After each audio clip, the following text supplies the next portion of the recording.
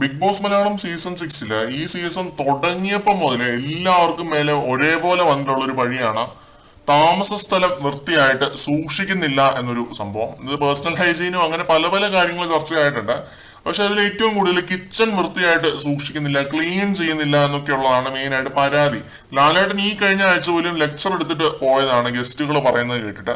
ഇത് ആർക്കും ചെയ്യാൻ പറ്റുന്ന ഒരു ജോലിയാണ്, താമസിക്കുന്ന സ്ഥലം വൃത്തിയായിട്ട് സൂക്ഷിക്കുക എന്നുള്ളൊരു സംഭവം.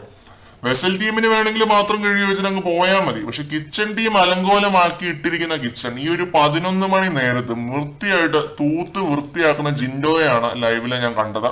കൊടുക്കുന്ന ജോലി നല്ല വെടിപ്പായിട്ട് ചെയ്ത് തീർക്കുന്നതിൽ ഈ സീസൺ ജിൻഡോ കഴിഞ്ഞിട്ടേ ഉള്ളു കേട്ടോ.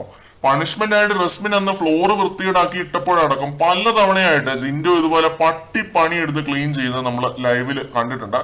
കിച്ചൺ സ്ലാബ് ഒക്കെ തിളങ്ങുന്നത് ക്യാമറയിൽ വ്യക്തമാണ് കേട്ടോ. ഇത്രയും തിളങ്ങി ആ സ്ലാബ് ഒന്നും ഇതുവരെ കണ്ടിട്ടില്ല. ആ രീതിയിലാണ് ജിൻഡോ ക്ലീൻ ചെയ്യുന്നത്. പിന്നെ സ്റ്റൗവ് എല്ലാം തുടച്ച് സെറ്റ് ആകുന്നുണ്ട് മൊത്തത്തില്.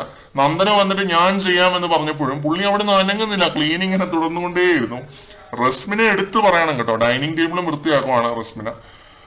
ബിഗ് ബോസ് എന്ന് പറയുന്ന ടാസ്കുകളും മൈൻഡ് ഗെയിമോ ഒന്നും മാത്രമല്ല, ഡ്യൂട്ടിയും ഒരു ഇമ്പോർട്ടന്റ് എലമെന്റ് ആണ് എന്നെ സംബന്ധിച്ചിടത്തോളം. ബിഗ് ബോസ് കോടികളെ മുടക്കി സെറ്റ് ഇട്ടിട്ട് പുള്ളിക്ക് വേണമെങ്കിൽ ഒരു ഹൗസ് കീപ്പിംഗ് ടീമിനെ സെറ്റ് ആക്കാം. പക്ഷെ അങ്ങനെ അല്ലല്ലോ, ഇതൊരു സർവൈവൽ ഗെയിം ഷോ ആണ്. എല്ലാ ജോലികളും അവിടെ ഉള്ളവർ തന്നെ ചെയ്യണം. ഒന്ന് വൃത്തികേടാക്കുന്നതിന് മുന്നേ അവര് മടിക്കും. അതാണ് ഇതിനകത്ത് സൈക്കോളജി. ഇല്ലെങ്കിൽ പിന്നെ റിസോർട്ട് ആയിട്ട് അങ്ങ് പ്രഖ്യാപിച്ചാൽ പോരെ. എന്തായാലും ജിൻഡോ രാത്രി 11 മണി നേരത്ത് കിച്ചൺ ക്ലീനിങ് ആയിരുന്നു, നല്ല പണി എടുത്തിട്ടുണ്ട്.